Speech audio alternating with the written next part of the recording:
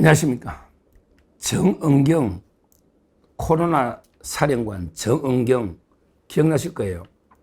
코로나 때 막 머리 염색도 안 하고 흰머리로 막 놓아가지고 계속 그 브리핑하던 정은경 이자가 이번에 그 이재명 캠프에 뭐 상임 선대위원장인가 이재명 캠프에서도 이제 그 엄청난 중요한 직책을 총괄 선대위원장 이런 이제 이거 자가 정은경인데 우리가 이제 이거 깜빡 속은 거예요. 제가 좌파들은요 절대 이거 믿으면 안 돼요. 좌파는 머리가 없거나 양심이 없거나 둘 중에 하나는 반드시 없습니다. 물론 이제 대부분 좌파들은 개딸처럼 머리도 없고 양심도 없는 둘 다 없는 놈이 대부분인데 아무리 똑똑한 좌파라도 둘 중에 하나는 없어요. 머리가 없거나 양심이 없거나. 그러니까 이제 이거 정은경이는 뭐 머리가 없다고 볼 수는 없죠. 서울대 의대 나오고 양심이 없는 거예요. 그래서 우리가 좌파는 절대 존경하면 안 되는 겁니다. 뭐 유심이든 조국이든 뭐 김어준이든 좌파들 중에 그 존경할 만한 사람이 있습니까? 전부 머리가 없거나 양심이 없거나 대부분 둘 다 없다. 이야기인데 정은경이는 이제 이거 아주 양심이 없는 이런 이제 그 표리부동한 이런 자입니다. 이번에 그 정은경이가 보건복지부 장관으로 유력하게 검토됐답니다. 그렇죠. 보건복지부 장관. 왜냐하면 이게 질병관리청장도 하고 뭐 이번에 그 총괄 선거대책위원장에 서니까 1순위로 이제 의사니까 아마 보건복지부 장관으로 거론이 됐겠죠. 정은경. 그런데요, 검증을 했더니 남편도 의사거든요. 남편도 그 서울의대 나왔어요. 남편이 코로나 도중에 마스크하고요, 진단키트 회사의 주식을 대량 보유해가 엄청난 그 돈을 벌었다. 이게 놓은 거예요. 야, 부인에게 그 날마다 넣어가지고 마스크 꼭 써야 됩니다. 이제 그 자가 진단 키트로 이게 다 해야 된다. 부인은 이런 정책을 계속 하고요. 남편은 몰래 그 마스크 회사 주식, 진단 키트 회사 주식을 사가지고 떼돈을 벌고 부부가 이제 뭐 완전히 뭐 이거는 합작품으로 이제 그 범죄를 저질렀다. 이렇게 저는 봅니다. 진짜 부끄러운 우리 그 위선자. 역시 그 좌파답다. 이런 생각이 들어요. 좌파들이 뭐 나라 생각하고 국민 생각하는 거 봤습니까? 전부 그 입으로만 진보 어쩌고 입으로만 뭐 국민이 어쩌고 떠들죠. 뒤로는 가장 욕심 챙기는, 자기 욕심만 챙기는 이게 좌파입니다. 한번 그 내용을 봤더니 이 배우자가요, 실제 그 코로나 기간 중에 진단키트에서 마스크 제조사 이거 주식을 사가지고요, 엄청나게 돈을 벌었는가 봐. 근데 그 대통령실에 그 제출한 거 해명자료하고 이게 또 실제 검증해 보니까 꽤 차이가 났다. 그러니까 이제 그 대통령실에 그 인사 검증할 때 자료도 거짓말로 냈다. 실전에 그 수입이 엄청났다. 이런 이야기입니다. 실제 그 둘 다 정은경 하고 이제 그 남편이요. 둘 다 이제 그 가정의학과 전문입니다.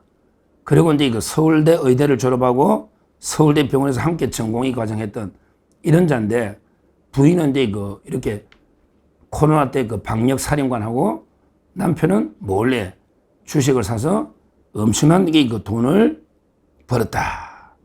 이런 이야기입니다. 그리고 또 이 대통령실은 허위로 자료를 제출했다. 이거는 법적으로 어떻게 될까요? 법적으로 저는 수사 대상, 처벌 대상이라고 봅니다. 왜 그러냐면 이해충돌 방지법이라고 우리 중요한 게 있거든요. 이해충돌 방지법. 거기 보면 이제 이래 되어 있습니다. 법에 2022년에 시행되는, 옛날에는 이제 부패방지법이고 2022년에 그 이해충돌 방지법으로 법의 이름이 바뀌는데 이재명이도 그 재판받고 있죠. 이재명이도 이제 그 대장동의 7,886억 이해충돌 방지법, 그 다음에 이거 위례도 200억 부패방지법, 똑같은 법이거든요. 이재명이도 이게 이거 부패방지법, 이해충돌 방지법, 여기 대장동하고 위례 둘 다 재판받고 있습니다. 이재명이도. 근데 그 법에 보면요, 뭐로 되어 있냐? 법에 되어 있습니다. 본인은 물론, 중요한 게 본인은 물론 배우자, 직계 가족이 직무 관련 경제활동을 할 때는 신고해야 되고 직무를 회피해야 된다. 본인, 물론 배우자, 직계 가족이 서로에게 이해가 상충되는 이런 데 이해충돌 관련 직무 관련 행위를 할 때는 공무원이 이걸 회피하든지 아니면 이게 다른 사람이 그 사전에 신고하든지 이런 데 규정이 있습니다. 그래서 이제 그 직무상 얻은 정보로 이익을 취하면 형사처벌 대상이 됩니다. 실제 그래요. 그렇게 이해충돌 방지법 말고요. 또 공직자윤리법도 있어요. 공직자윤리법도 그 이해충돌 우려가 있는 주식은 3천만 원 넘으면 3천만 원 넘으게 빨리 2개월 내에 매각하거나 백지신탁해야 된다. 그러니까 공직자윤리법에도 주식이 있잖아요. 이거는 이제 직무 관련 이해충돌 우려가 있으면 무조건 이게 백지신탁하거나 매각해야 된다. 이것 때문에 안철수가 왜 장관을 못하는 것도 이런 부분이 있는 거예요. 안철수가 이제 백신 안철수 연구소, 안철수 랩 있잖아. 그럼 이게 직무 관련해서 있다 없다 이게 좀 애매하지만 있다고 봐요. 장관 되면. 자기도 이게 벤처기업이니까. 그럼 이게 주식 백지신탁 이런 문제 때문에 못 간다 이런 말도 있습니다. 이번에 뭐 구청장이 보궐선거인 것도 있잖아, 서울에요. 그러니까 공직자윤리법에도 3천만 원 이상 주식을 못 가지게 되어 있는 거예요. 정은경의 남편은 이해충돌 방지법에도 위반했고, 그 다음에 공직자윤리법에도 위반한 이런 데 범죄 행위다. 이 말입니다. 이거는 이제 수사, 처벌 대상이다. 야, 이걸 보고 정은경에 대해서 이제 아마 좀 이게 그냥 사람이 소탄에 수수하게 괜찮네, 성실하다 이렇게 생각한 분들은 큰 착각을, 배신감을 느낄 겁니다. 남편이 이런 짓을 했다. 그래서 이거는 이제 형사처벌 대상이다. 이렇게 말씀을 드리고요. 지금은 이제 누가 그러면 보건복지부 장관은 누가 거론되느냐? 두 번째. 원래는 이제 보건복지부 장관이 정은경이가 제일 유력했는데 지금은 이제 누가 유력하냐? 지금 현재 전현희 다 알죠? 이런 자가 보건복지부 장관 하면 되겠습니까?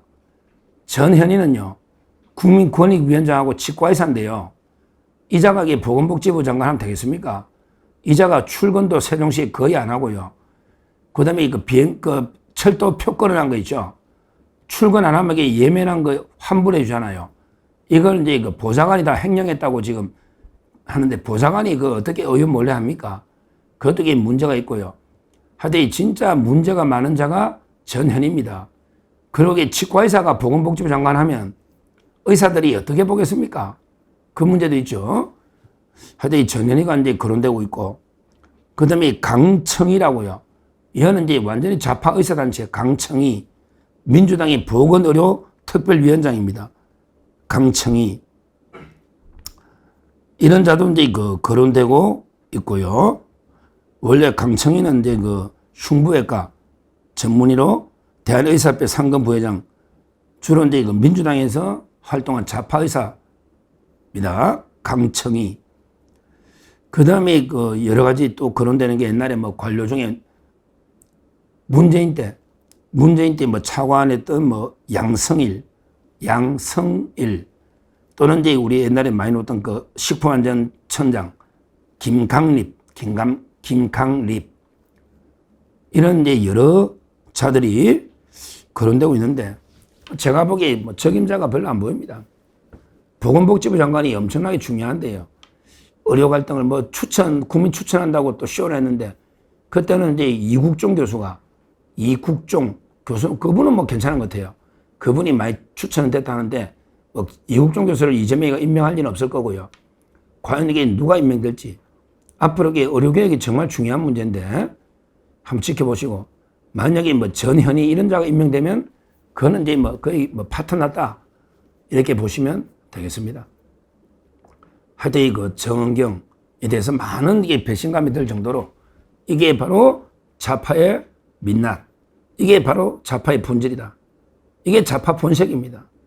정말 얼마나 그 위선적인 표리부동한 이런 자입니다. 부끄러운 자다. 이렇게 보고 지금 우리 그 좌파 이재명 정권의 뭐 총리 김민석부터 그다음에 국정기획위원장 이한주, 그다음에 그 안보실장 위성락, 그다음에 국정원장 이종석, 이들 중에 투기꾼 아닌 놈이 누가 있습니까? 투기꾼이나 범죄자 아닌 놈이 누가 있습니까? 이런 게 그 범죄자, 위선자, 투기꾼 이런 자들이 참 이게 그 다 장관, 뭐 국정원장, 안보실장, 국정기획위원장 참 이게 그 출발부터 이재명 정권의 싹수가 노랗다 이렇게 보고요. 하여튼 정경은 철저하게 그 수사를 해서 반드시 엄벌에 쳐야 된다. 우리 코로나 때요.